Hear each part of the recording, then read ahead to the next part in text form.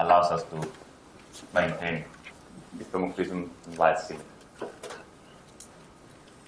In 2 dimensions, I could write the condition like that.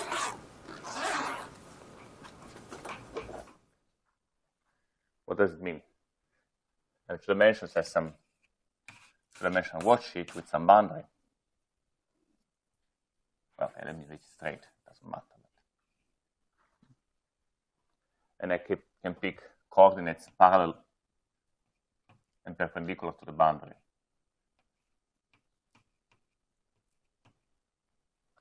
And then the component parallel perpendicular for the stress tensor should vanish. Now that this can be interpreted as the energy flux coming out of the boundary. So this telling you this boundary does not produce energy or absorb energy. Now, suppose I'm given a theory of a scalar field. So a free, massless scalar field, say. Massive 2 doesn't matter. So how would I make sure that this condition holds? Well, so this component of the stress tensor is essentially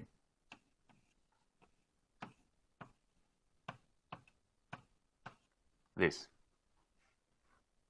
So an actual way to make sure that this holds is to either make sure that the derivative of the scalar field along the boundary vanishes, or that the derivative perpendicular to the boundary vanishes.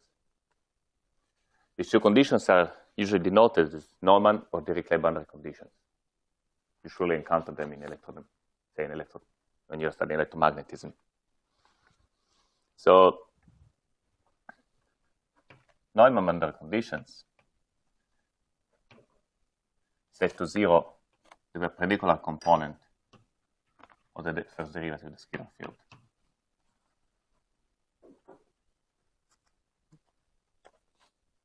This is pretty much the boundary condition which emerges naturally if you do some variational problem. Because if you're given some action,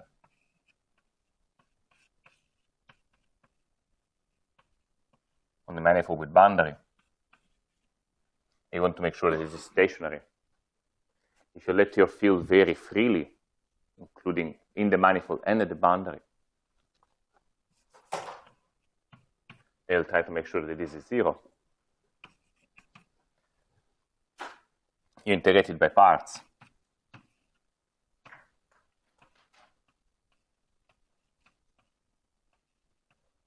To get the equations of motion, but there is a boundary term.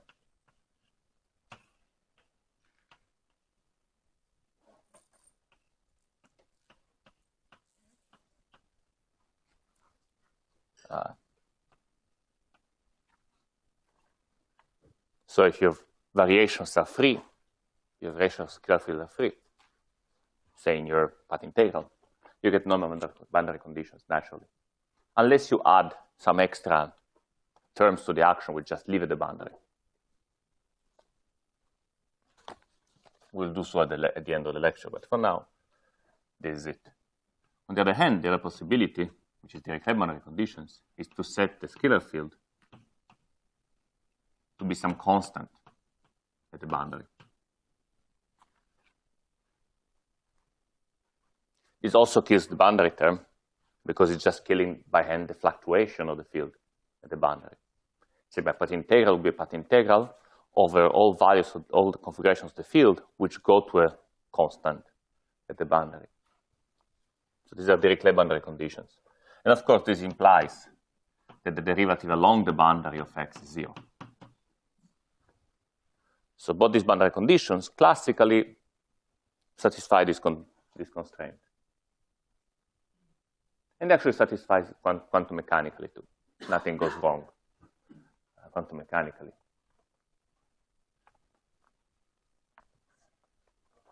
With the Neumann boundary condition, is it necessarily that it goes to 0? Because I'm thinking in the case of electromagnetism where you want to use Neumann boundary conditions, you cannot impose that the boundary vanishes. Because if there's, So if there is something else living at the boundary, right, this will change. For example, if I had an extra field that lives at the boundary, there will be some coupling of X to some operator. Okay. Made out of the boundary fields.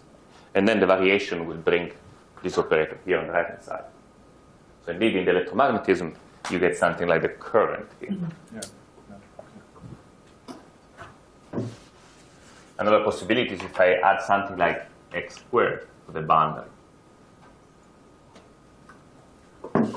Then this will give me derivative of x proportional to x. It's called the mixed boundary condition. It's useful for some purposes, but it typically breaks conformal invariance, scale invariance.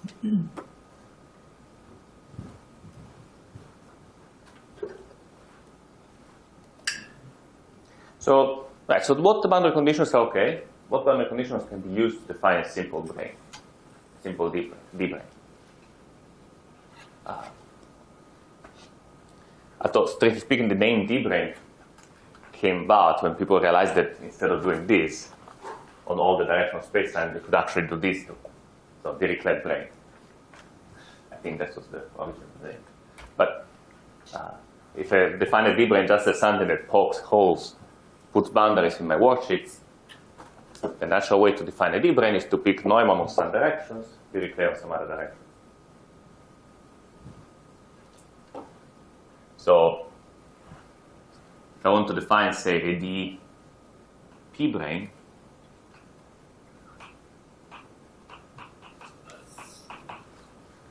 I would take normal boundary conditions for the coordinates from x0 all the way to xd, and Dirichlet for the remaining coordinates.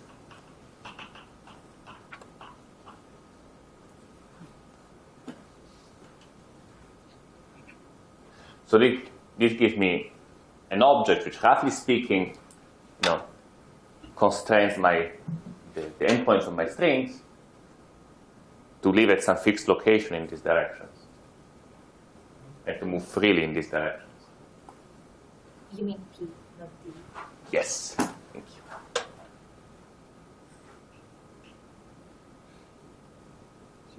So roughly speaking, the endpoints of my strings will be attached to some P plus one dimensional object.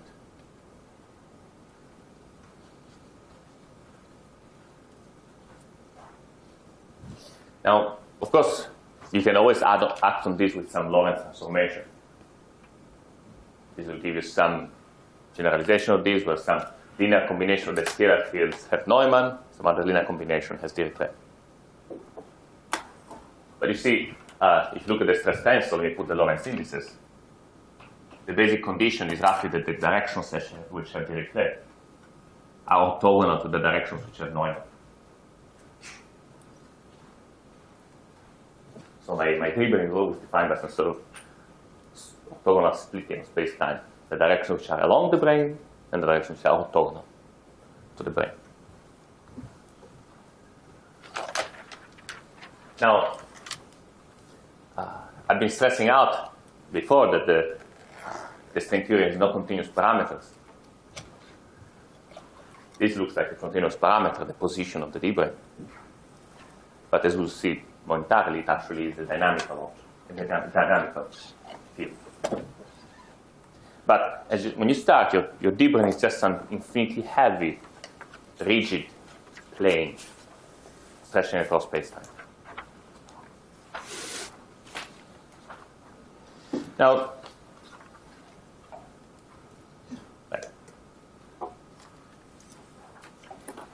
perturbatively, when you start working perturbation theory, you will see that this D brane actually is not infinitely heavy. It has a mass or a tension of order 1 over G string. Okay. So this actually follows from the fact that it is a source of order G string for the graviton. And the coupling, gravitational coupling is this thing squared. Okay.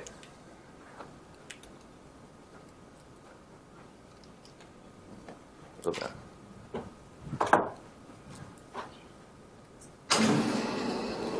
So now there are some boundary conditions.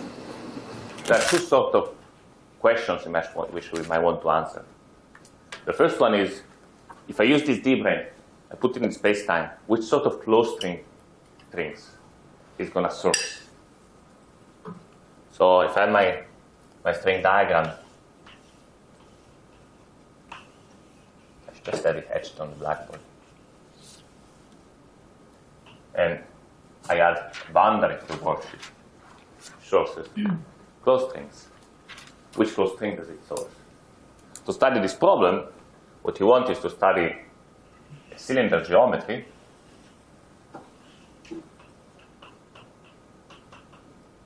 with the boundary placed at some moment in tau.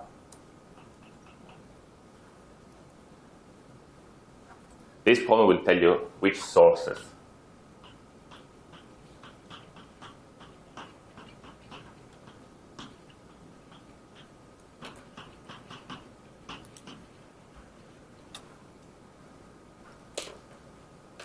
The other question you can ask is to study the theory on a strip, on a ribbon.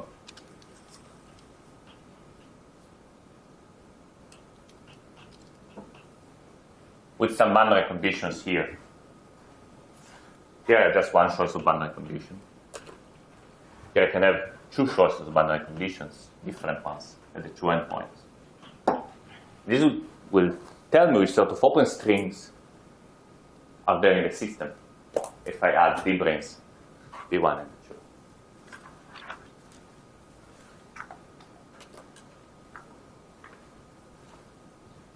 So, in a sense, so I start with this one because it's a little bit easier in the sense that you already know what is the theory on a cylinder. You know what are the states of a theory in a cylinder. So we need to try to figure out is which states are created by putting a boundary at the origin of Euclidean time.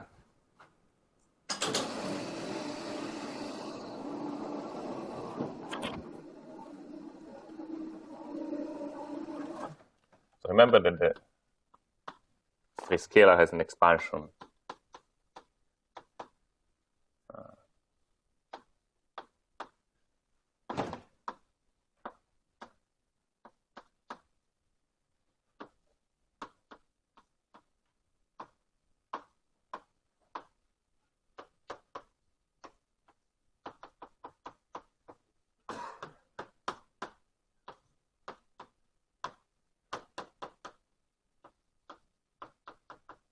Of this sort.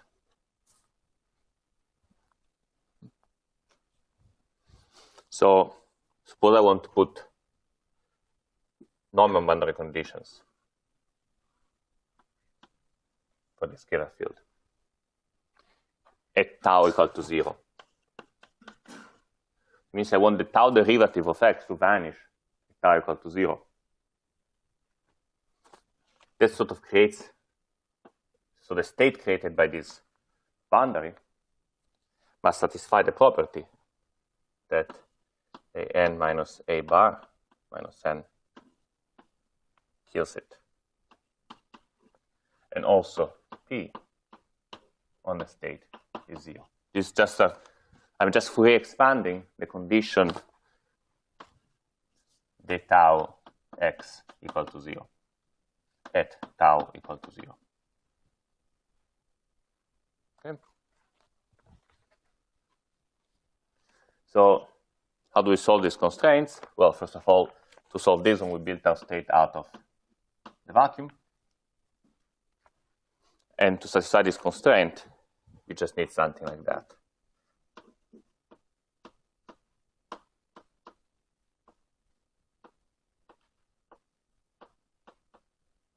Okay. So this is the state which is created by a normal boundary condition. So it's a state which has no momentum, and it contains all sorts of oscillators. So that means that the closed strings created by a D-brane have no momentum in the directions along the D-brane. That makes sense. If a source is uniform and extended along some direction, it will not source fields which have momentum in that direction. And the other observation is that it will source all closed string states, roughly with the same intensity. So the D brane is a source for the tachyon, the graviton, the B, but also for whatever higher excited states of string theory.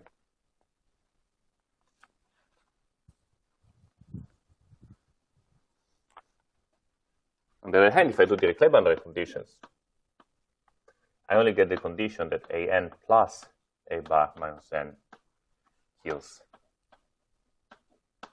the state.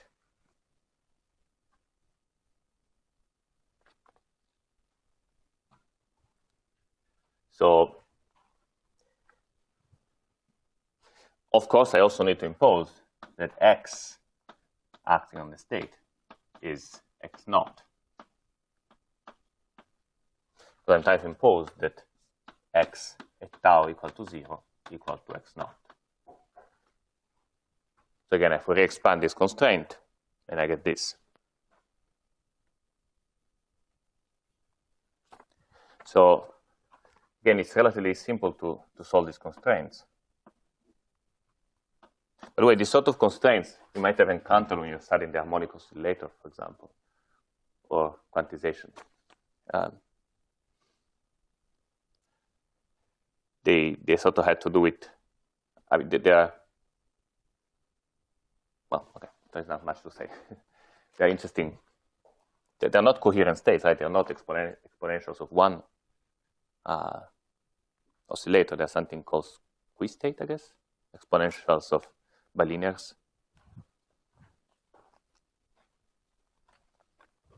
But the coefficient here is such as is actually delta, roughly it's a delta function.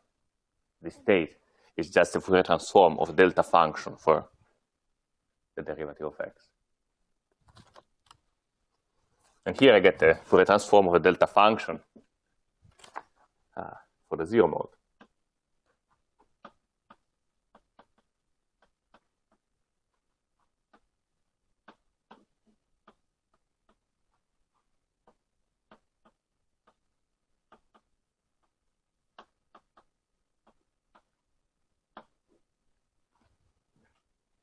So this is the sort of state which is created by Dirichlet boundary condition.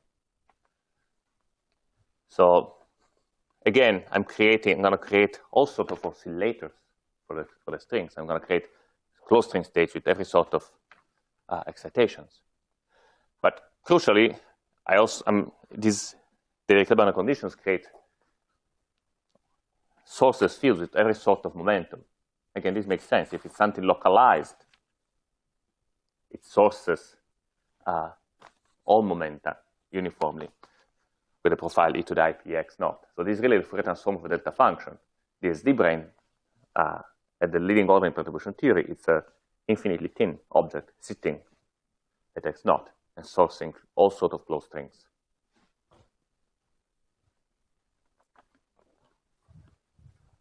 So the picture is really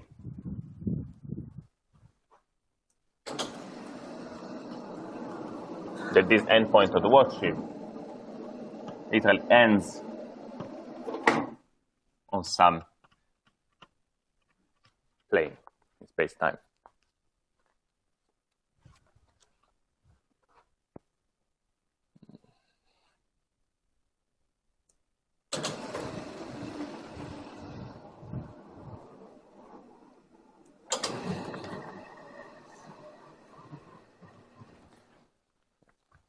Also, this sort of should tell you that, well, okay.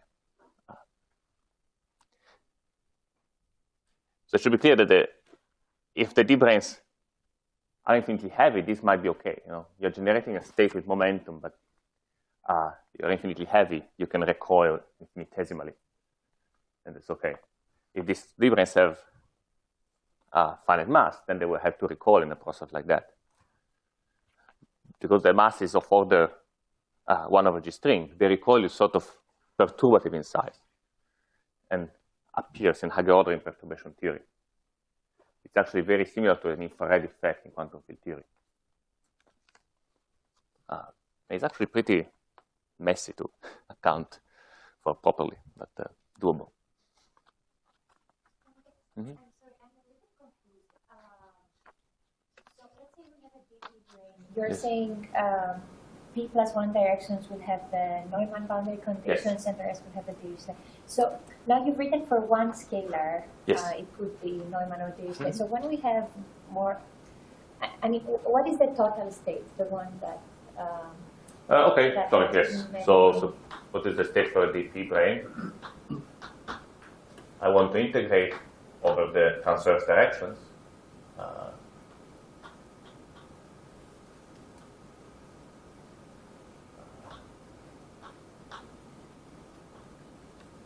Transverse momentum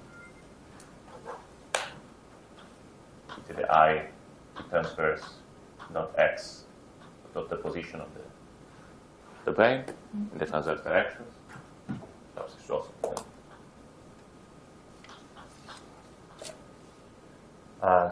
So using transverse pole is not a terribly good idea because I use it for the worksheet. It's meant in space-time. I hope this is clear. Let me just leave it as that. And then you get these sort of exponentials.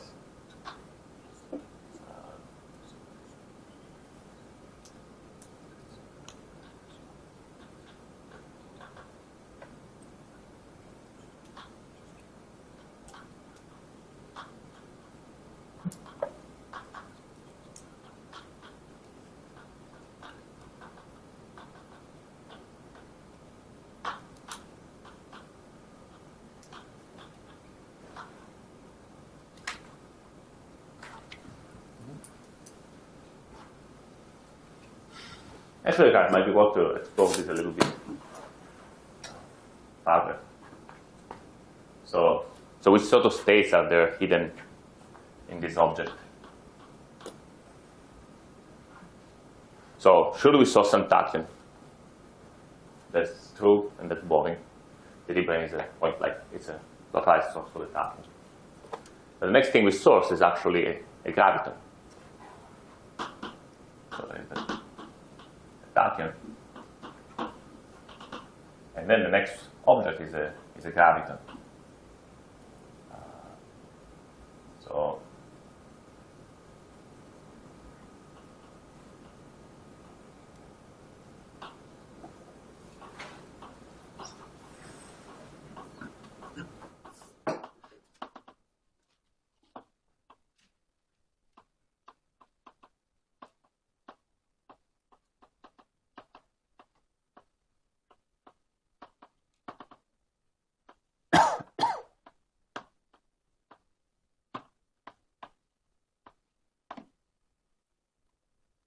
So, see, we are sourcing one of the massless fields in our string spectrum. The indices are symmetric, so I'm not sourcing any B field. I'm sourcing graviton and dilaton.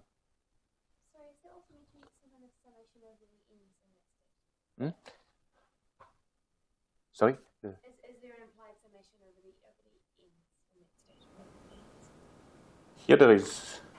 No, and the line above and the subscript ins. Yes. Are we summing over those?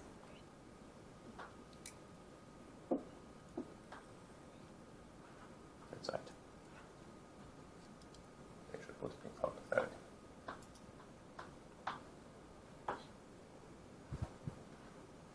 So this D-brain source the graviton and source the dilaton. Some kinds of brains will make the dilaton become very small near the brain. So perturbation theory is better and better as you approach the brain. Some other brains make the dilaton bigger and bigger as you approach them, which means the perturbation theory is actually worse and worse to describe their neighborhood.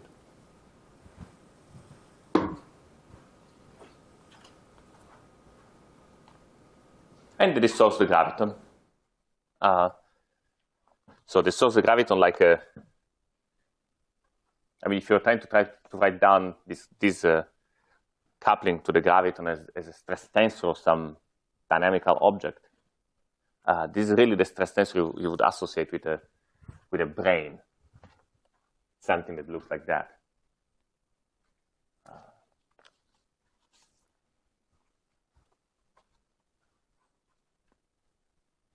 So you get something like a, an energy density in the directions along the object. Sorry, I want to do this properly. Maybe I'll wait.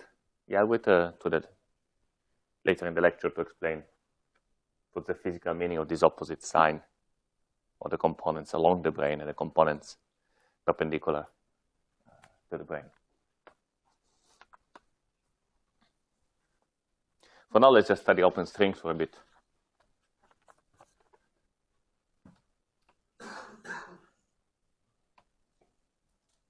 The simplest thing to look at is to ask which open strings live attached to a non-membrane. Yes? So since these are source for gravitons, if you put the background of gravitons, I mean, in space-time you have curvature, then what happens to the condition for the deep brain? I mean, there is nothing. Is there a way to describe the covariant in a covariant way, the Dirichlet conditions? Yes, so there is an action. We'll hopefully get to the end of the lecture.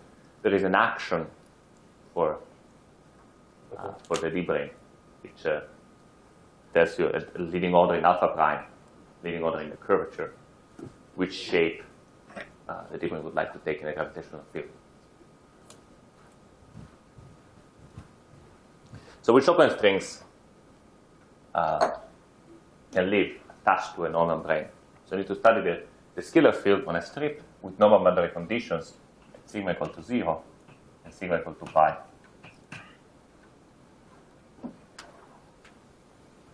So it's not very difficult to write down the Fourier expansion of a scalar field with this boundary condition. I'll write it like that. So here we're doing open strings.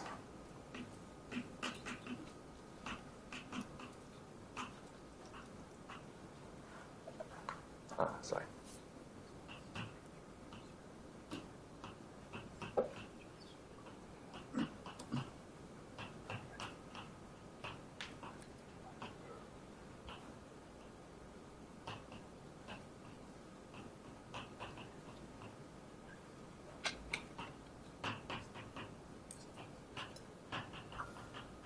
Now, if you compare this Fourier expansion with the Fourier expansion on the cylinder, you notice two differences. First of all, we essentially identified A's and A bars.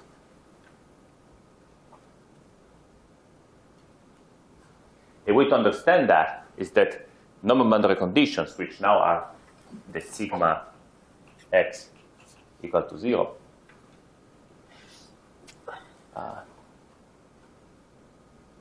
can be written in holomorphic coordinates as ds xi. You see, I think I defined it that s was tau minus I sigma, if I remember correctly. So the sigma derivative looks like this.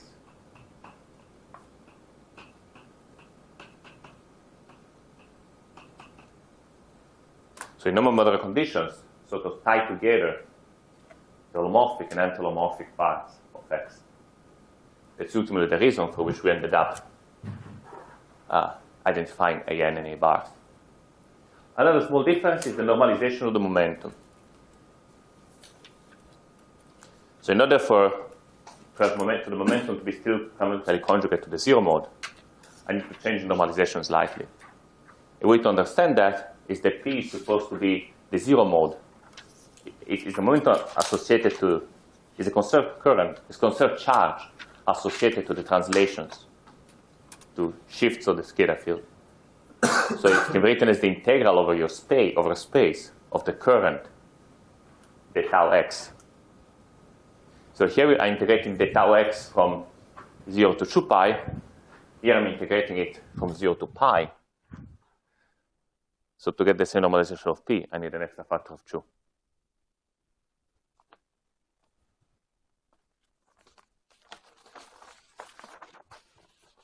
And now everything is pretty much identical to what we did for closed strings, actually simpler. because I only have one set of oscillators and not two sets of oscillators. So the Hilbert space of open strings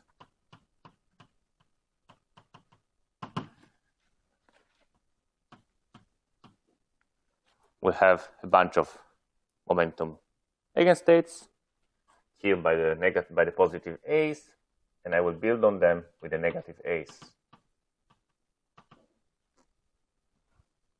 How does this situation come about where you have two, like, there you drew a picture for D-brane sourcing. Yes. How can you have a brain sourcing such a thing?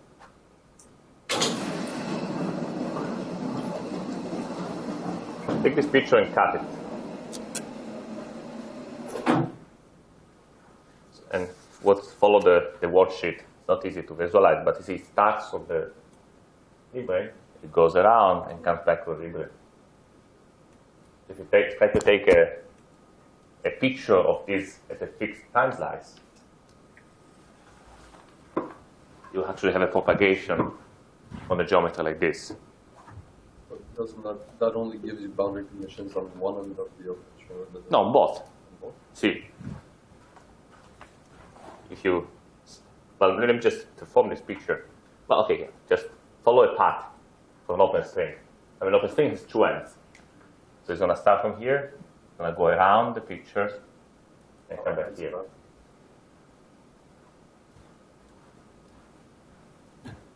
Now, if I have multiple branes, I could have open strings which have one choice of brane here and a different choice of brane here.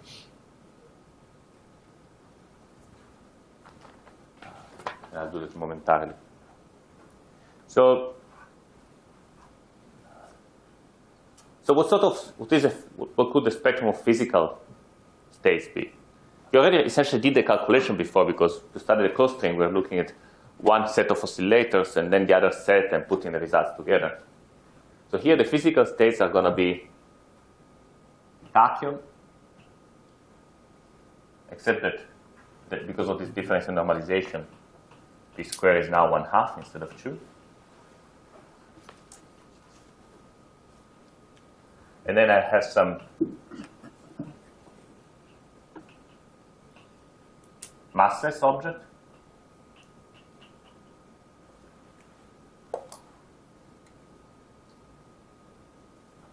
Yeah, perhaps I should say that the Casimir energy here is still -1. So the conditions for a physical state are still that L0 equal to -1, equal to 1, and L and kill it for n positive. The only difference is that L0 is now 2p squared plus the number of oscillators acted upon it. And the null state, so there is this condition, and also there is a condition that epsilon mu p mu is 0. And the null states are the ones where epsilon mu is multiple of p mu. Okay, these conditions should seem very, very familiar. This is just a gauge field. So whenever you have normal boundary conditions in a brane, you have gauge fields. So there are gauge fields with polarization points along your brane.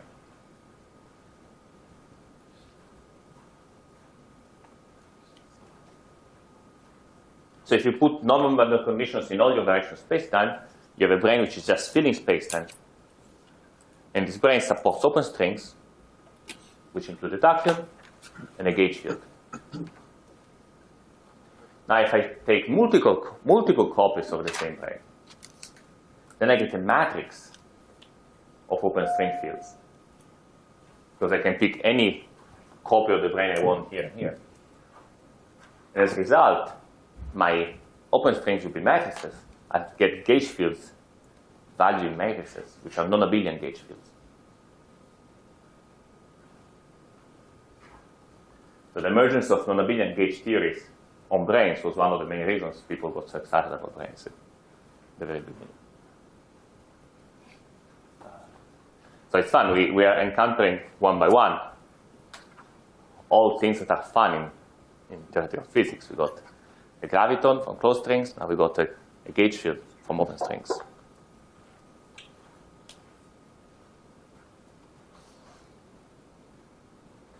Now, if you want to know what happens to Dirac which are not space-filling, we need to look at Dirichlet boundary conditions.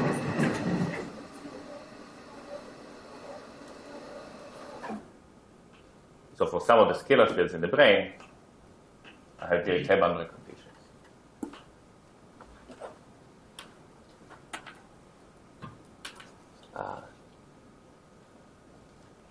So suppose for now I'm studying the open strings, the stretch between a brain and itself.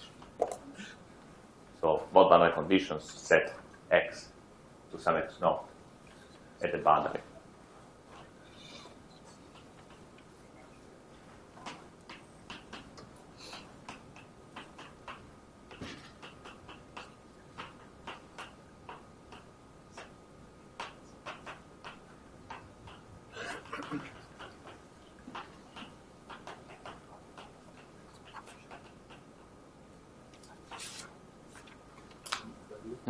So over there, when we were saying this is going to give rise to non-abelian gauge fields. Yes. Where does the non-abelian index go? I mean, So suppose you have multiple copies of a, what does it mean to have multiple copies of a brain?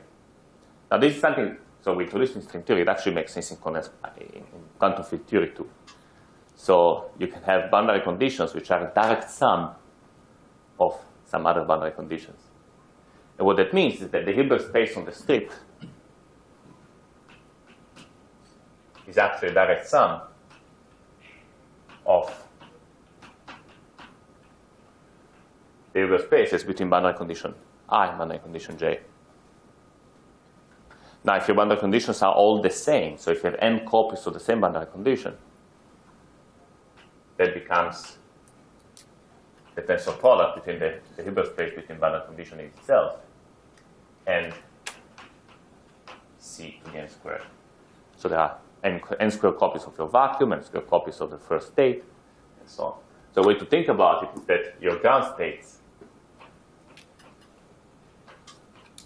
are labeled by the momentum, and which of the branes you have on the left, and which of the branes you have on the right. So they are matrices.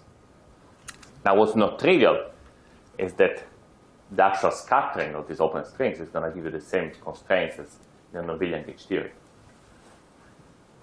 But in a sense, it's forced on you by the fact that quantum field theory, the string theory reproduces quantum field theory at low energy. And there is a theorem in quantum field theory that whenever you have this sort of situation, you have a gauge theory based on some Lie group.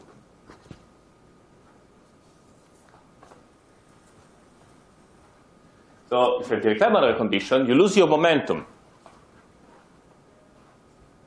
So open strings which are attached to a D-brane cannot move away from the D-brane. Perhaps not so surprising. But you still have the oscillators. So if I have some dp brane,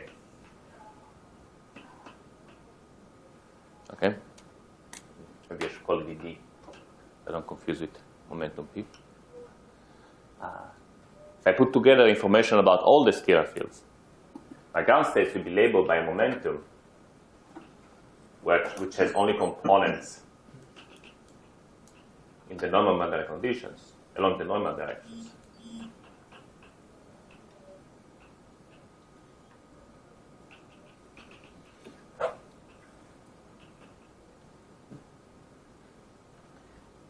I'll have a tachyon, and I'll have some massless states. And now it's useful to separate the directions along the brane and direction perpendicular to the brane.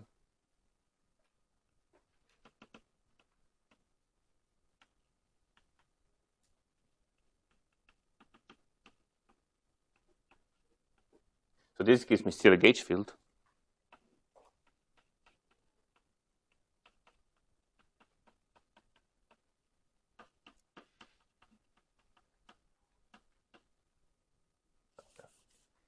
gauge field, but which lives on the brain, literally. So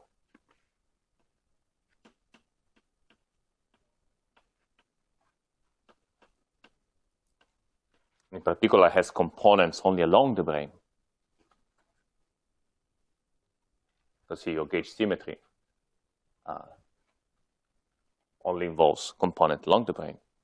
And then there are a bunch of extra fields which have the index of space-time, which is perpendicular to the brain. And these are just the position, the fluctuations in the position.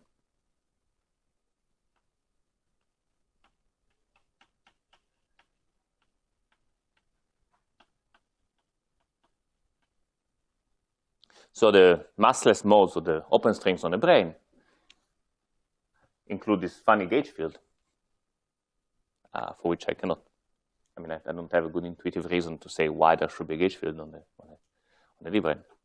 But they also include some fields which describe these fluctuations of the brain.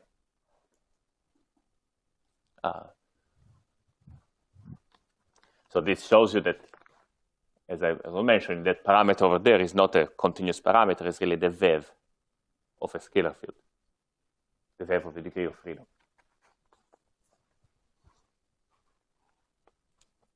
Now,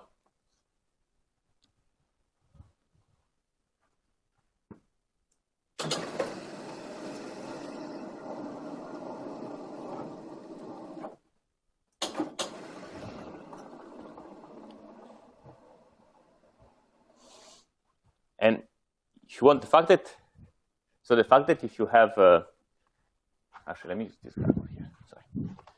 So now suppose that you have several DP brains which are coincident.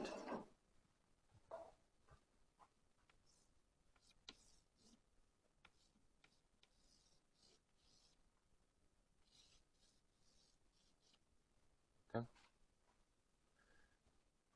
So all the fields, all the open strings that live on these brains are matrices.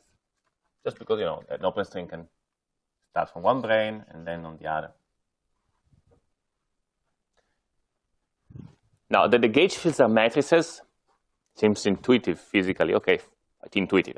Again, difficult to understand perhaps, but not so strange. I have a gauge field, it's a non-abelian. I didn't know where the gauge fields came from. I don't know where these non-abelian gauge fields come from, but it's fine. But the positions become matrices, perhaps, is what's most striking.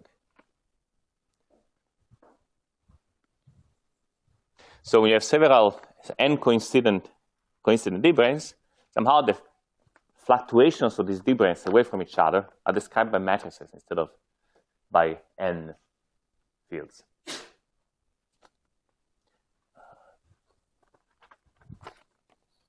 It's a very peculiar and interesting feature. Again, it's another hint that geometry really doesn't work the same way as short distances for string theory as it works for quantum field theory. In quantum field theory,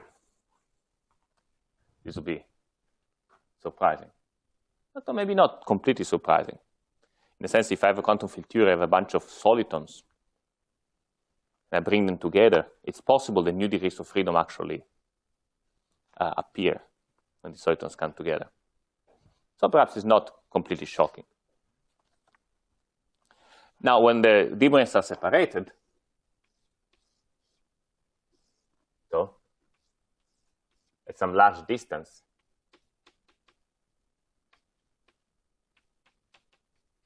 we would expect our normal, sane geometric intuition to hold. So if I have two D-branes which are separated by a vast distance, I don't expect strange string theory effects to happen. Now, indeed, if you study an open string stretched between two D-branes like that,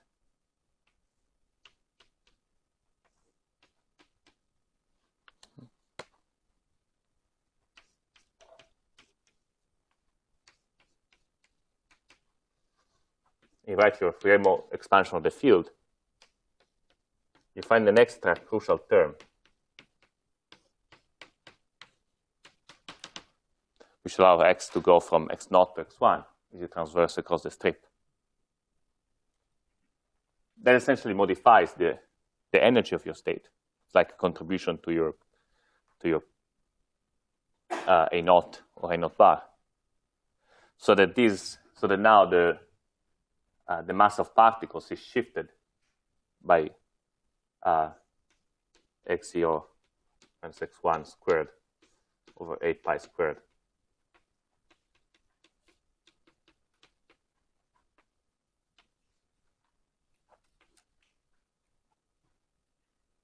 So, for example, if the strings are, as long as the brane gets separated, the massless modes are not massless anymore. They become massive. So in particular, these funny off-diagonal components of the position become very massive and negligible. Even the tachyon stops being a tachyon if the separation is sufficiently large.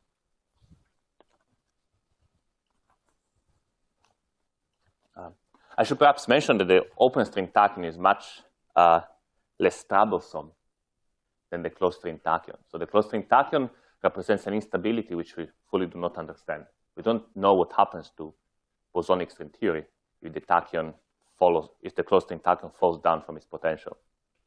On the other hand, if the open string tachyon falls down its potential, and you sort of ignore the closed string tachyon, all that happens is the d-brane actually disappears. So the open string tachyon really just represents the fact that the d-branes are unstable solitons in bosonic string.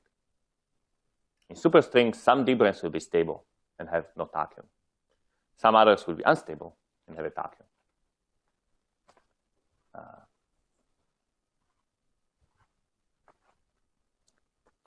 Okay, so the short version of this is that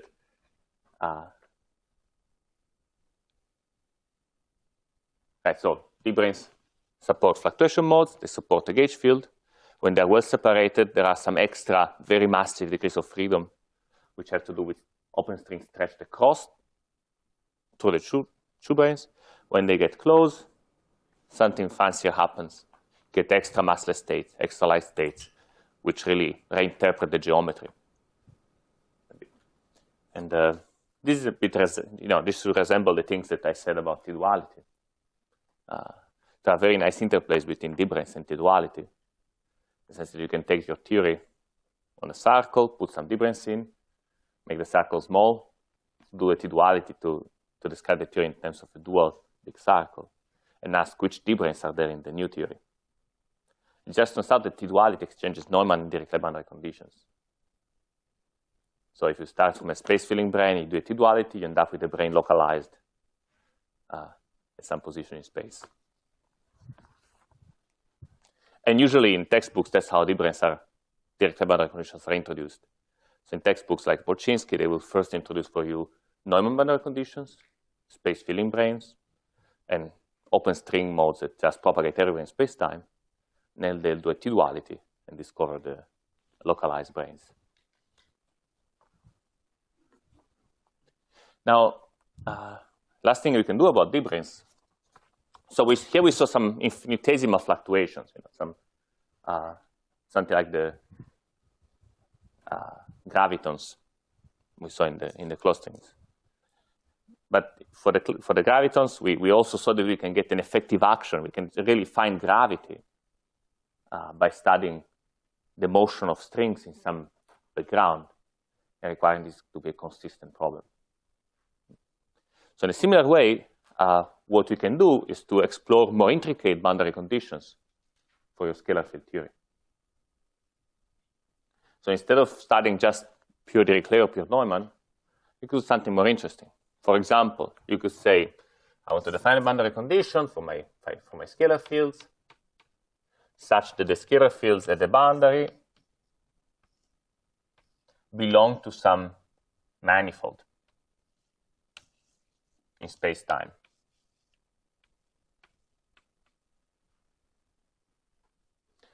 And then, classically, to satisfy the constraints, it's sufficient to require that the normal derivative of the scalar fields should live in the tangent the manifold. Now you can study this theory quantum mechanically and try to figure out what's going to happen. And quantum mechanically, that equation will not hold. Now, this boundary condition still preserves time translations. I mean, translation in one direction. So you still have a conservation law. But the conservation law is sort of weaker than the condition. See, what could happen is, for example, is something like that.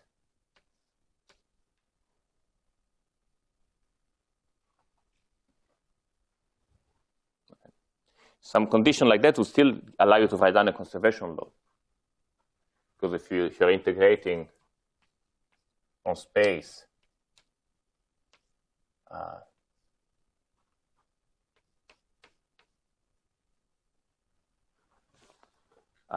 your energy density.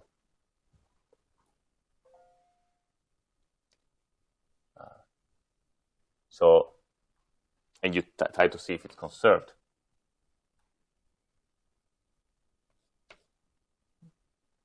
You can still apply the conservation law. Sorry, am I getting myself confused? No, it's fine.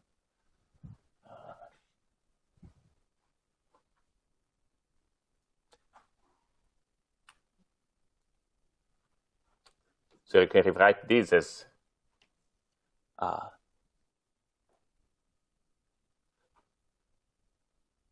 sorry. Okay, now this makes sense.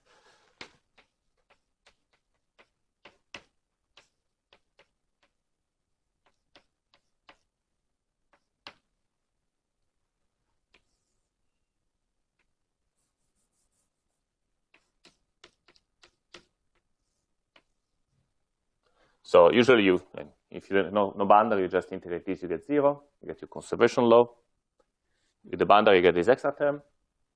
But if it's actually equal to this, the parallel T, then you can have a conservation law where the energy has a bulk contribution and a boundary contribution. So if there is some energy density which can live at the boundary, then energy can flow in and out. This is just telling you the amount of energy which flows into the boundary equals to the change in the energy density living at the boundary. But if you want to really have diffeomorphism and Weyl invariance, you need this to vanish. So this is like the vanishing of the trace of the stress tensor in the bulk. It's a condition which is needed to have consistent theory of strings propagating with this boundary condition.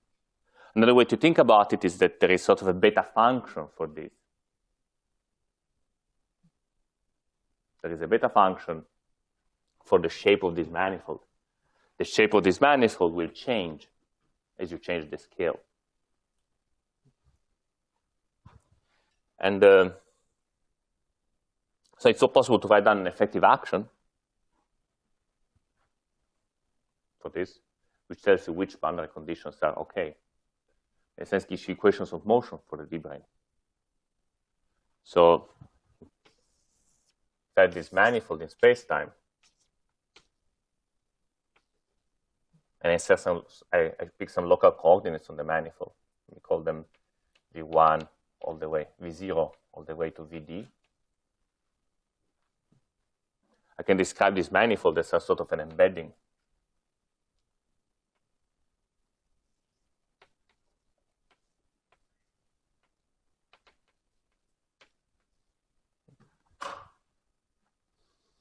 And there is the effective action. It's what you would naively expect. It's just the square root of the determinant of the induced volume form. So it's just the volume of the D-brane. So we find the number go to action again, but for D-branes instead of for strings.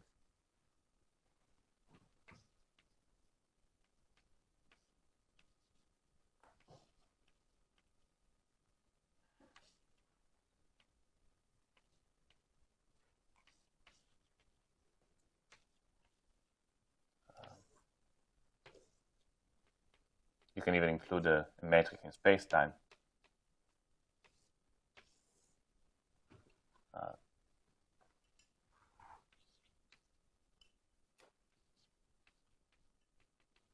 I think it's something like that.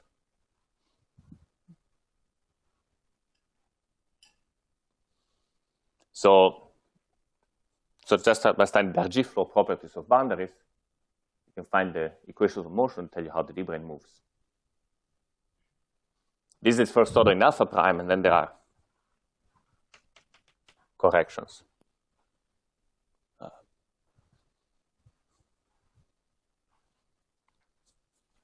Now, you can also include the gauge field.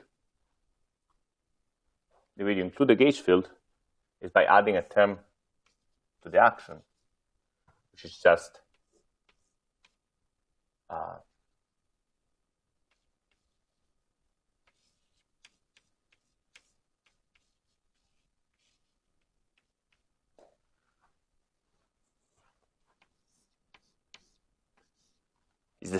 it's the same coupling you would use to couple a particle to a gauge field. Now you are coupling the endpoint of your string to the gauge field. And so this coupling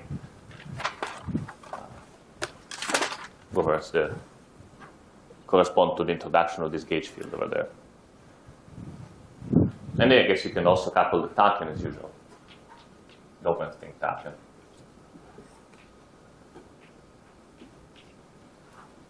As a sort of more boring coupling. So this is just, I didn't have time to go over the state operator map for operators on the boundary, unfortunately. But roughly this object, if we expand it, is the operator which corresponds to the state.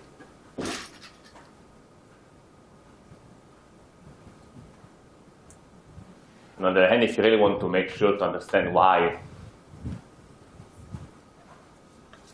this operator, this state, is what corresponds to movements of the d-brane, you can try to ask yourself what sort of boundary action would you add to a Dirichlet boundary condition to change the Dirichlet boundary condition, to change x0.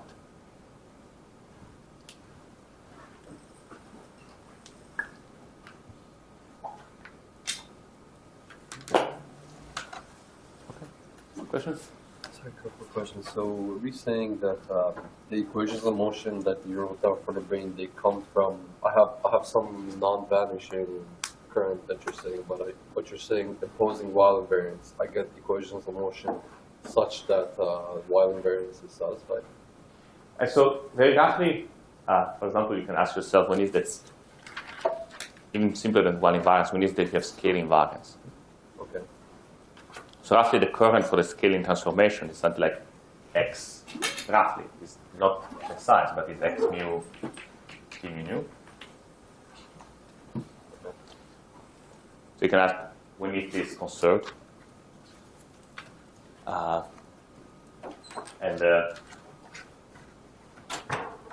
you can really try to figure out if this would allow that to be conserved. If and it's not. There is a violation which is exactly the. So what I'm asking is these equations of motion, this action that you wrote down for Yes. the brane, that comes from constraining your current. Yes. So yes, constraint heat. So this T is for a generic boundary condition. This T is going to be have various terms, and then we'll have something like O mu del parallel x mu, and this O will be the functional, will be the same as the.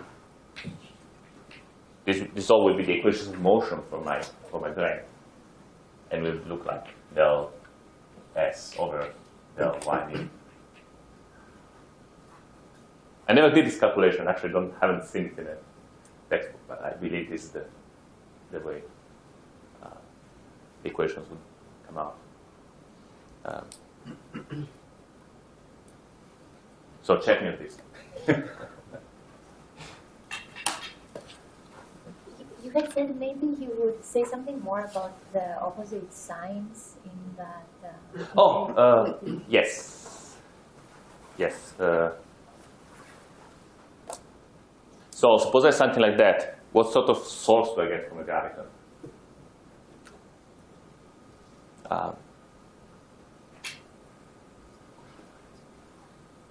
So if I do a variation with respect of G, so this couples only to the components of G along the grain. Now,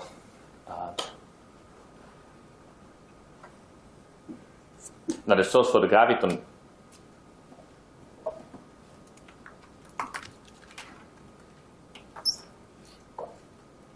so this shows you that sort of the components parallel to the brain, the components perpendicular to the brain, are treated in a bit of a different way. The stress tensor. Sorry.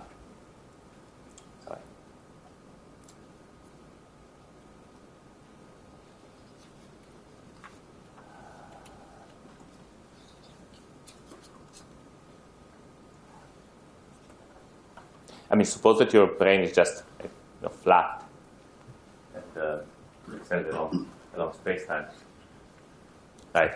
So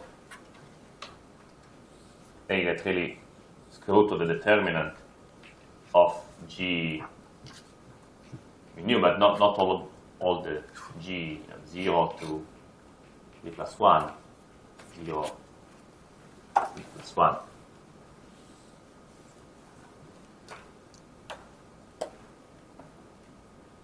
So when you do a variation to get your stress tensor, it will involve especially all the components along the brain. Now,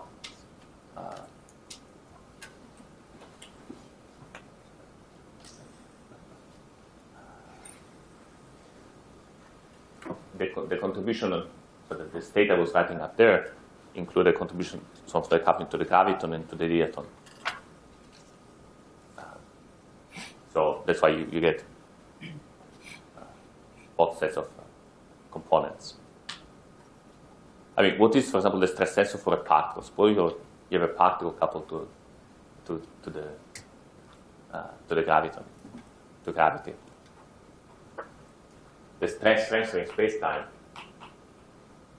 is something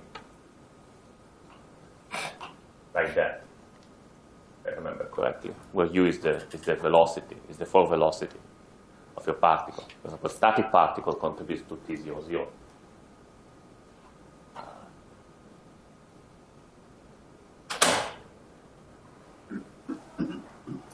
I think this is correct.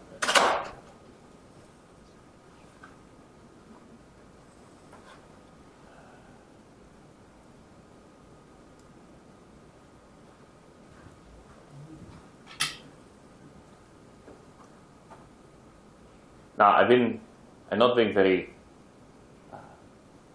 precise on how you disentangle the graviton and the dilaton for lack of time. So, see, it's always possible to do a redefinition of coordinates that defines your metric by some power of the dilaton. And this remixes your equations of motions a little bit.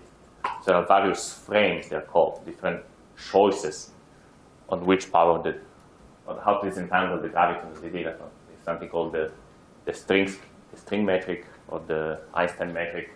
So there is a choice for which the action for the gravity is really the Einstein action.